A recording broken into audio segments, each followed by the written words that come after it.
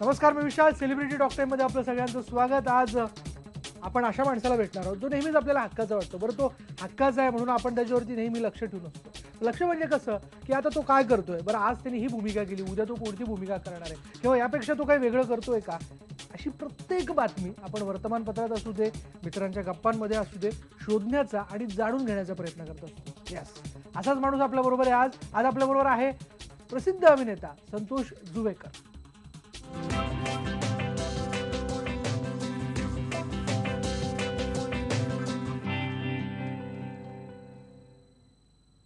संध्याबाय, आपलं खूप खूप स्वागत. धन्यवाद. थँक्यू. खूप प्रश्न येणार आहेत, चाहत्यांचे बरेच प्रश्न. आणि मी वाट बघतोय. हो, आपण त्यापूर्वी आपण सगळ्यांना अपील करूया की संतोष बरोबर आपल्याला गप्पा मारायच्या असतील, आपल्याला प्रश्न विचारायचे असतील, तुम्ही आम्हाला फोन करू शकता. त्याकरता आमचा फोन नंबर आहे 022-66899263.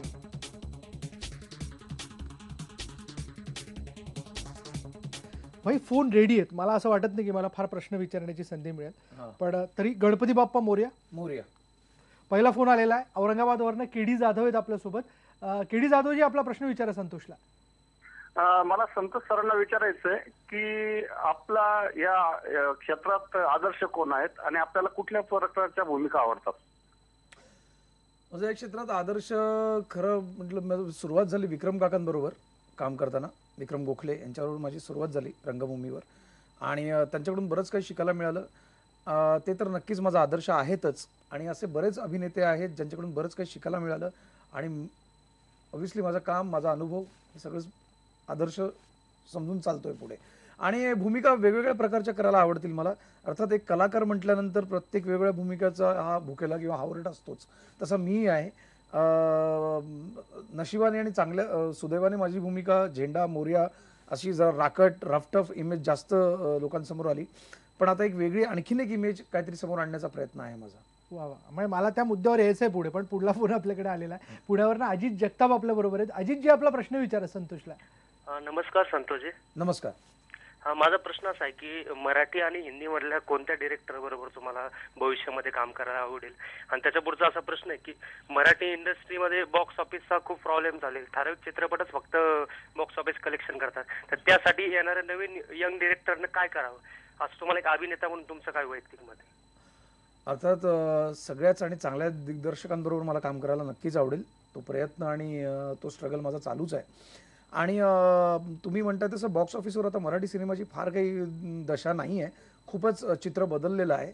सिनेमे सगळेच चांगले चालतात. अर्थात सिनेमा चांगला असेल, तो चांगल्या प्रकारे तयार केलेला असेल, त्यामागे जी मेहनत आहे ती मनापासून केलेली असेल, तर तो सिनेमा कुठलाही असो तो चालणारच आहे. तुम्ही सिनेमा चांगला करा, तो नक्कीच चांगला चालणार. त्याच्यावर प्रयत्न, त्याच्यावर अभ्यास हा करायलाच पाहिजे. केवळ सिनेमा तयार करणं फक्त नाही आहे महत्त्वाचं, तर त्याचं मार्केटिंग, त्याची पब्लिसिटी, या सगळ्याच गोष्टी अनुषंगाने एकाबरोबर एक येतातच. ते जुळून यायला हवं. ऑब्व्हियसली. अगदी. नक्की. पुढला फोन आपल्याकडे आलेला आहे नाशिकवरनं. रवींद्र कुडाळकर आपल्या बरोबर आहे. रवींद्रजी, आपला प्रश्न विचारा. विशालजी आणि संतोषजी, आपल्या दोघांना प्रश्न नमस्कार. नमस्कार. संतोष, आपलं व्यक्तिमत्व आणि स्वभाव वैयक्तिक आयुष्य आहे आणि आपल्या अभिनय कारकिर्दीमध्ये आतापर्यंत आपल्याला कोणी अविस्मरणीय ज्येष्ठ अभिनेत्यांनी दिलेली दाद आमच्याशी प्लीज शेअर करावी ही विनंती. खूपच किस्से आहेत. म्हणजे माझं पहिलं नाटक, ज्येष्ठ अभिनेत्यांनी दाद दिली, त्यांचा हा प्रश्न होता ना कोणी. अर्थात पहिलं नाटक जसं मी सांगितलं विक्रम काकाने बरोबर मी काम केलं आणि रिहर्सल करत होतो तेव्हा अगदीच नवखा नवीन होतो. त्यामुळे आणि डायरेक्ट विक्रम काका समोरच उभं राहायचं होतं. त्यामुळे सगळेच दिलीप कोल्हटकर दिग्दर्शक होते आणि लता नार्वेकर निर्मात्या, त्यामुळे त्यांना टेन्शन होतंच. पण विक्रम काकांनी रिहर्सल झाल्यानंतर एक 10 दिवस आमची रिहर्सल झाली. नंतर विक्रम काकांनी माझ्यासाठी जो कॉन्फिडन्स दिला होता आमच्या निर्मात्या लताबाईंना आणि दिलीप काकाला की नाही, ह्यालाच ठेवूया आणि हा उत्तम काम करेल. आणि माझा पहिला प्रयोग जेव्हा झाला तेव्हा सचिन खेडेकर आले होते बघायला. नंतर बरेच रिमा मावशी आली होती, रिमा लागू त्या आल्या होत्या.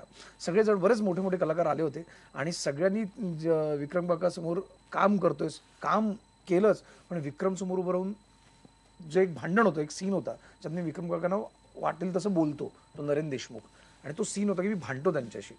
आणि तो सीन झाल्यानंतर ही जी थाप मिळाली होती ती फार मोठी थाप होती. त्यानंतर सर्वात मोठा अनुभव म्हणजे विक्रम काकांचे वडील चंद्रकांत गोखले यांनी मला सांगितलं होतं जेव्हा की भेटले ते मला अर्थात मुलाला काय सांगणार, मुलगा चांगलाच काम करतो, प्रश्नच नाही. बरोबर. तर म्हणजे सचिन तेंडुलकरला रोज कोणी जाऊन सांगितलं की छान खेळतोस हा, तर तसं होईल ते. पण त्या दिवशी त्यांनी माझा हात धरला चंद्रकांत गोखलेंनी आणि सांगितलं की तुम्ही छान काम करता, डोळे फार सुंदर आहेत तुमचे, वा. ते जपा, वा. फार बोलतात बरं का. असं मी प्रयत्न केला त्यांचा आवाज वा, काढण्याचा, वा. पण असं होतं मला अक्षरशः म्हणजे अजून उजबंग येतात असं एकदम की त्या माणसाकडून मला हो ना, compliment चंद्रकांत मिळाली. गोखले त्यांच्याकडनं कॉम्प्लिमेंट, वडिलांचे वडील. वडिलांचे वडील. क्या बात आहे. खरंच. पुढला फोन आपल्याकडे येतोच आहे, पण त्यापूर्वी मला आपल्याला विचारायचंय, तुला विचारायचं की या वर्षीचा गणपती बाप्पा मोरया रेगे रेगे अर्थात काय रेगे तुमचं तुमच्या मुलांकडे लक्ष आहे का? रेगे हा सिनेमा जरी त्याचे प्रोमोज बघितले किंवा गाणी पाहिली तर साधारण असं वाटेल की तो गँगस्टरवर आहे का फिल्म किंवा पोलिसांवर आहे का, तर असं काही नाही. तो बॅकड्रॉप आहे, पण अर्थात जी तरुण पिढी आहे, जी टीनेजर्स आहेत, कारण कॉलेजमध्ये महाविद्यालयीन शिक्षण म्हणजे 11वी 10वी पास केल्यानंतर अर्थात आजकाल मुलं लवकरच घराच्या बाहेर पडतात, घरच्यांपेक्षा जास्त बाहेर राहायला लागतात. त्यावेळेला तुमची मुलं जेव्हा बाहेर जातात, बाहेर कॉलेजमध्ये जात आहेत किंवा बरोबर, क्लासेसला बरोबर, जात आहेत, बरोबर. तेव्हा त्यांचे मित्र जो ग्रुप आहे किंवा ती कोणाबरोबर राहतात, काय करतात, तुम्ही जो पॉकेट मनी त्यांना देताय त्याचा ते वापर काय करतायत, हे सगळ्या गोष्टींचा विचार तुम्ही केला पाहिजे पालक म्हणून. केवळ आज बरंच वाटतं की मी माझ्या मुलाशी मित्रासारखं वागतो, अर्थात वागायला पाहिजे, तो रॅपो पाहिजे. प्रत्येक पालकाचं आपल्या मुलाशी मैत्रीचंच रिलेशन हवं, पण त्याचबरोबर त्याच्यावर एक नीट लक्ष पण हवं की तो काय करतोय. कारण कधीतरी चुकून माकून कळत नकळत पाऊल वाकडं पडतं, वेगळी संगत लागते. कारण चांगल्या गोष्टी आपल्या जवळ यायला खूप वेळ लागतो बरोबर. आणि वाईट गोष्टी पटकन आपण जवळ जातो किंवा मोहात पडतो. म्हणजे फसवा मोह असतो, तेव्हा मोहात काही मुलं पडतात आणि मग ते आयुष्य फार खडतर होऊन जातं त्या मुलाचं आणि त्या मुलांमुळे, त्याच्या वागण्यामुळे त्याच्या आई वडिलांचं.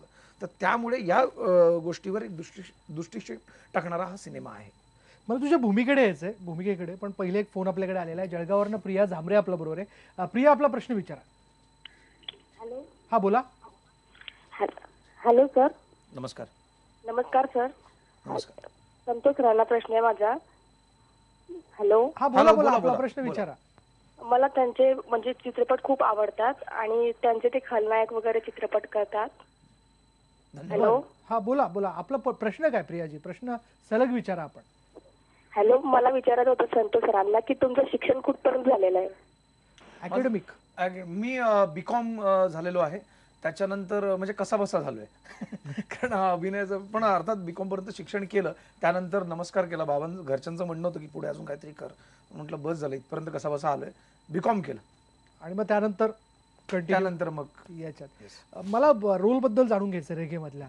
आम्ही प्रोमो बघितला ना की आम्हाला असं एक लक्षात येतं की त्यातला कुठला तरी एक असा वेगळ्या पद्धतीचा भाई तू साकारला. यापूर्वी तू तशा पद्धतीचे रोल केलेले आहेत, पण रेगेतला तुझा हा रोल कसा वेगळा? अर्थात इमेज जी भाई म्हणून संत्याबाई किंवा मनेबाई म्हणतात, अर्थात झेंडामधला संत्याबाई हा केवळ नावाचा भाई होता. तो नावाचा भाई म्हणजे त्याला संत्याबाई त्याची मित्र किंवा म्हणतात, तो कार्यकर्ता होता, तो भाई नव्हता, कुठला गुंड नव्हता. किंवा मोर्यामधला मन्या सुद्धा तो काही गुंड नव्हता, तो एका चाळीतला त्याच्या मित्रांमध्ये तो त्यांचा मोरक्या होता, म्हणून मन्या भाई. पण हा जो रेगेमधला मी भाई करतोय तो खरा भाई आहे, तो किलर आहे. निगेटिव्ह रोल आहे, छोटासा रोल आहे, फार महत्वाचा नाही, पण हा सिनेमा खूप सुंदर आहे. अर्थात जेव्हा अभिजित पानसेंनी हा सिनेमा वाचला, म्हणजे स्क्रीन प्ले जेव्हा वाचला त्याने तेव्हा अर्थात मैत्रीचं आमचं रिलेशन खूप चांगलं आहे, फार जुनं आहे. तेव्हा माझी खूप इच्छा झाली की मला या सिनेमात काम करायचं आहे. मी अभिजित पानसेंना म्हटलं की अभिदादा मला काम करायचं आहे, तू काय दे.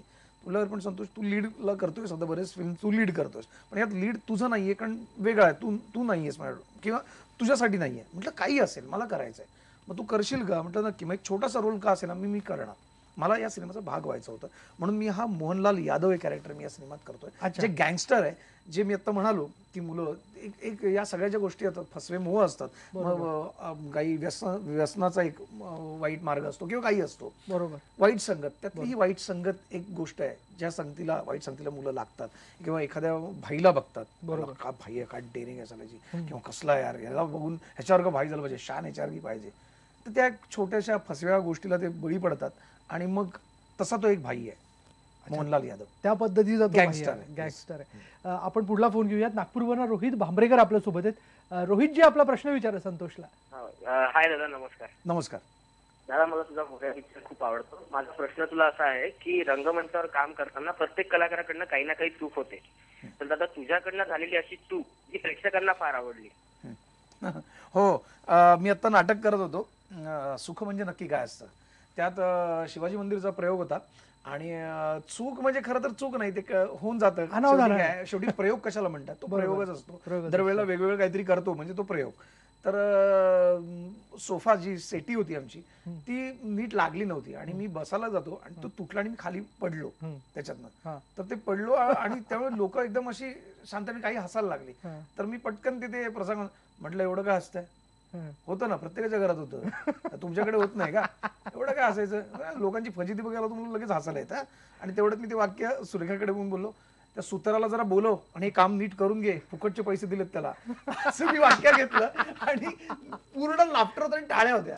क्या बात आहे, क्या बात आहे. अगदी ते त्यातलंच वाटलं अगदी. हो, म्हणजे असं आणखी एक किस्सा की संगीत काळजाची गोष्ट नाटक करत होतो, विजय गोखले डिरेक्टर होते आणि बोरिवलीचा प्रयोग आणि इंटरव्हलला पडदा पडे बरोबर, तिथे आम्ही असे उभे राहतो बरोबर, आम्ही फ्रीज होतो आणि पडदा पडतो, पडदा अडकला होता, प्रॉब्लेम झाला होता मशीनचा, पडदा पडेच नाही.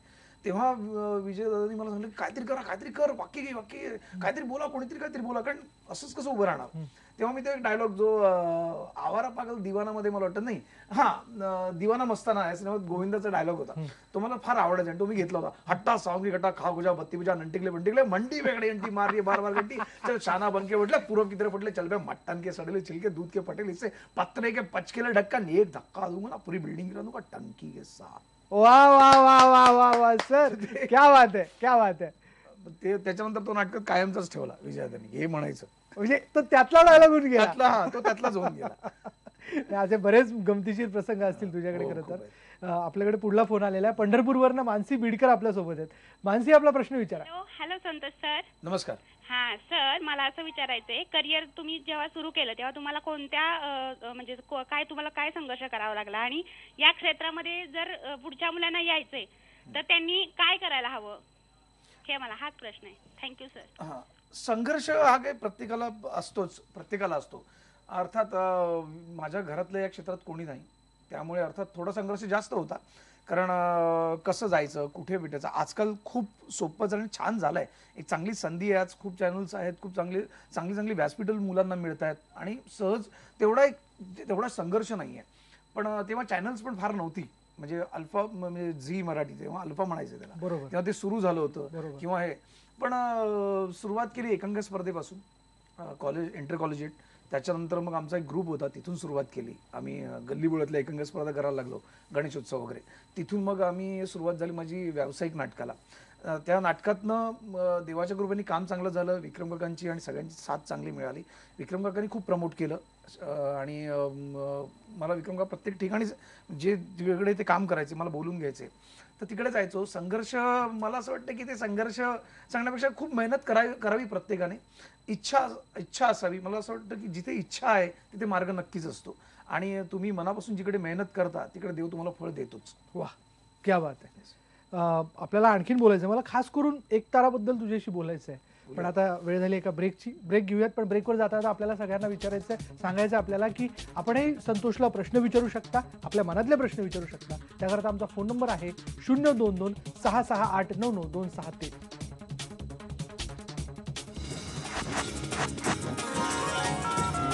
तर आपण भन्नाट दिलखुलास गप्पा मारतोय संतोष बरोबर.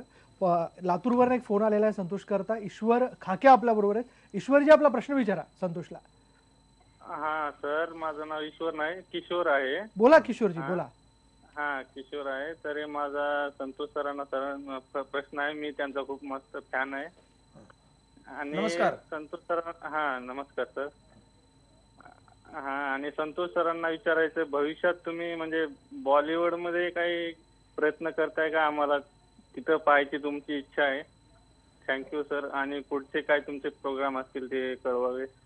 धन्यवाद सर. इस बात पर मैं आमीन बोलूंगा. आमीन आमीन आमीन. तथास्तु. प्रत्येक वास्तू तथास्तु म्हणत असते. Yes yes. प्रयत्न चालले आहेत, प्रयत्न करतोय, बाकी फळ देणं देवाच्या हाती आहे. आणि तुमच्या शुभेच्छा, तुमचं प्रेम असंच राहू दे. गेलो तर तुमच्या शुभेच्छा आणि तुमच्या आशीर्वादानेच जाईल. नाही, पुढला निमित्त आत्ताच बुक करून ठेवू आपण. करून घेऊ. Yes yes. आपल्याकडे पुढला फोन आलेला आहे भुसावळवरनं किशोर वाडे आपल्या बरोबर आहेत. किशोरजी, आपला प्रश्न विचारा. हॅलो. हा, बोला.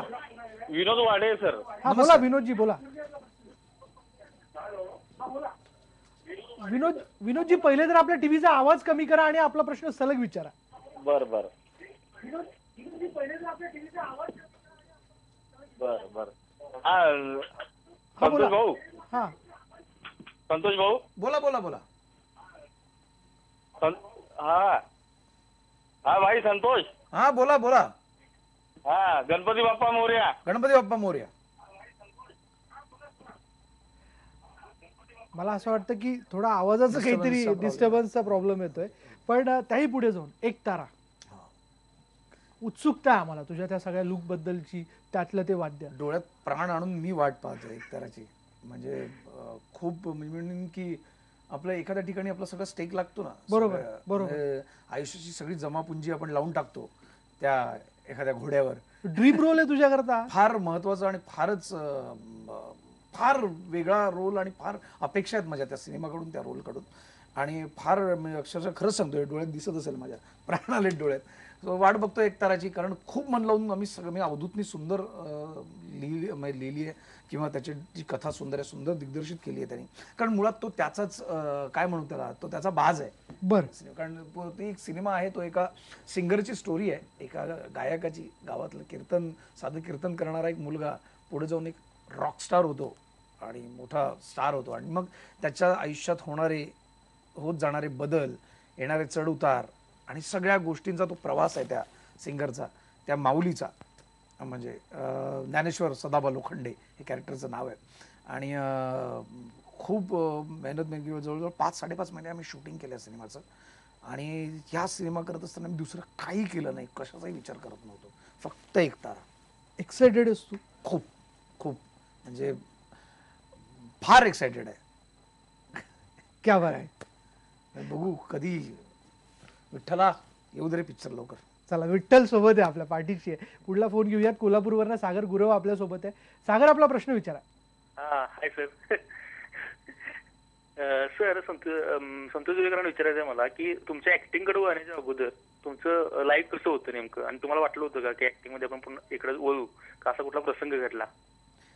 नाही, माझं तुमच्यासारखंच माझं लाईफ होतं. लहानपणी तसंच गेलंय, अगदी शाळेत वगैरे नॉर्मल.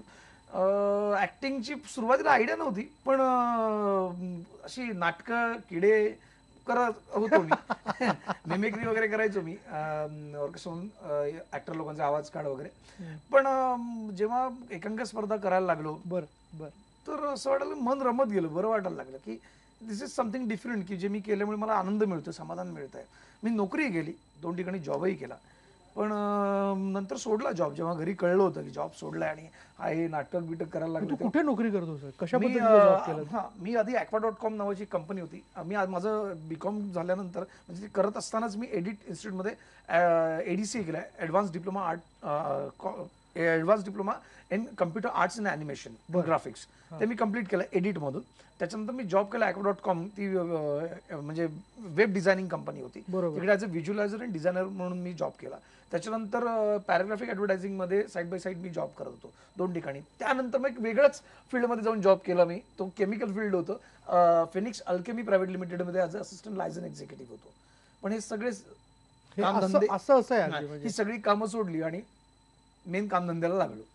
आणि मग घरी जरा शिव्या पडल्या, तेव्हा बाबांना बोललो होतो, बाबा काय ना, एक बार शेर के मुंह में खून लग गया ना तो शेर घास नाही खाता. क्या बात आहे. पहिल्यापासून फिल्मी होतं सगळं काही. क्या बात आहे. सही आहे, सही आहे बस. त्यामुळे मग जीव इथेच रमला आणि आता इथेच रमतोय, इथेच आहे शेवटपर्यंत. रमला दंगला, बस रंगला दंगला. रंगला दंगला. खरंच संतोष. आणखीन काही मला तुझ्या बाजू जाणून घ्यायच्या आहेत. आम्हाला दरवेळी तू जेव्हा काहीतरी गप्पा मारण्याचा निमित्त देतो ना, तर आम्हाला खूप छान मजा येते, कारण वेगळं काहीतरी ऐकायला मिळतं आणि तुझी ती एनर्जी आम्हाला लगेच जाणवत असते. आणखीन बोलायचं, वेळ झाली एका ब्रेकची. ब्रेक घेणार आहोत. पहा फक्त IBN लोकमत.